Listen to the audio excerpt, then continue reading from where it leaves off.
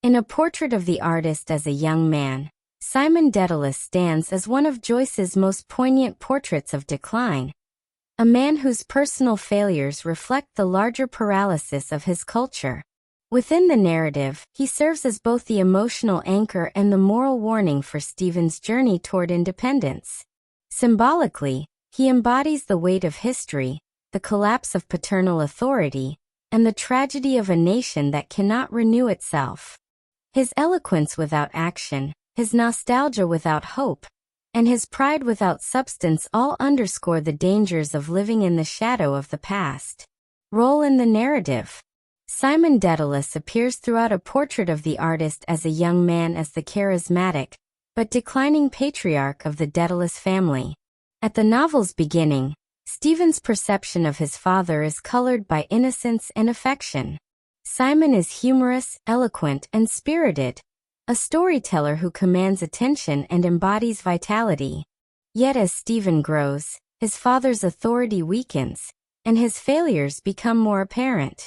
The Dedalus family's steady descent into poverty mirrors Simon's personal and moral decline. He loses his job, falls into debt, and squanders his money and energy on drink, gossip, and sentimental recollections of the past. This trajectory transforms Simon into a living cautionary tale within the novel's structure. He represents the man Stephen might become if he fails to escape the suffocating influences of family, religion, and nation.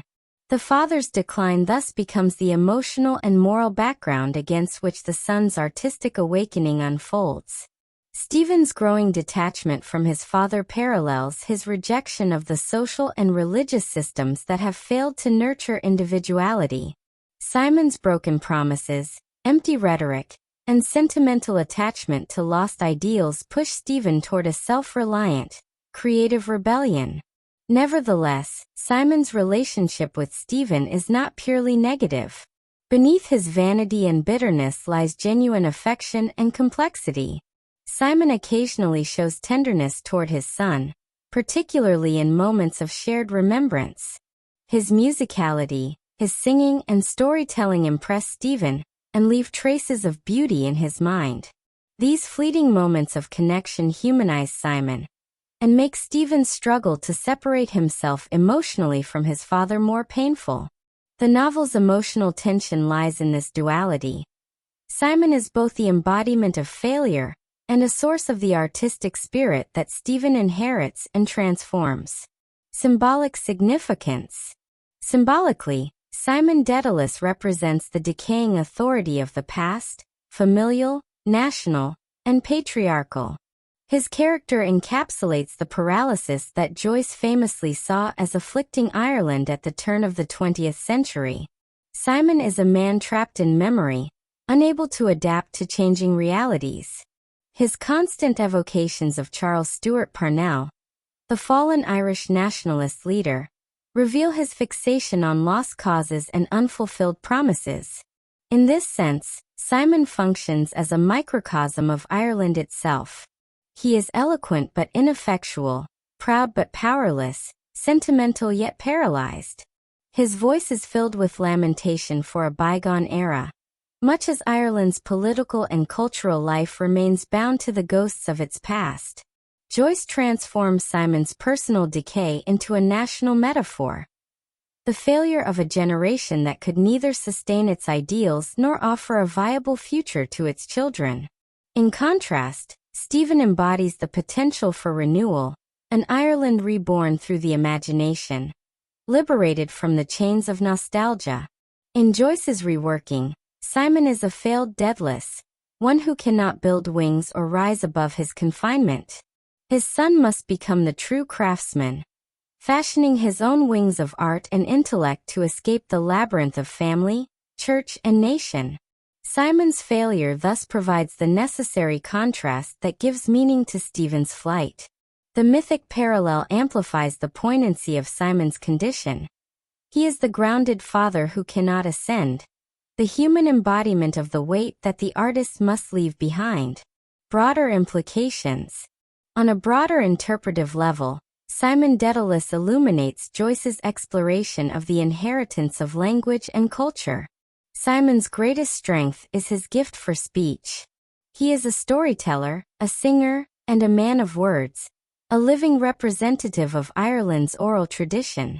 His talkativeness, humor, and lyrical expression all contribute to the texture of the novel's Irishness. Yet his eloquence is sterile.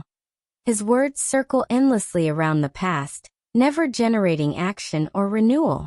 Joyce's portrayal thus exposes a paradox within Irish culture itself. A nation prosperous in language and expression, but burdened by rhetorical emptiness and historical inertia. Stephen's artistic project, by contrast, aims to reclaim and transform this linguistic heritage.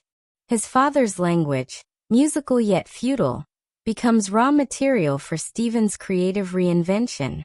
In this sense, Simon's influence is indirect but crucial.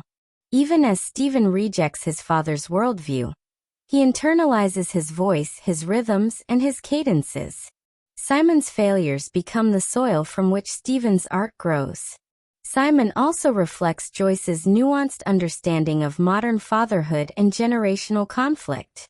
He is not simply a villain or an object of pity. He embodies the complex intersection of love, authority, and impotence that defines the modern father-son dynamic. Stephen's rejection of Simon mirrors the modernist artist's rejection of inherited systems, religious, political, and familial, in favor of self-creation. Yet even in rebellion, Stephen cannot escape his father entirely.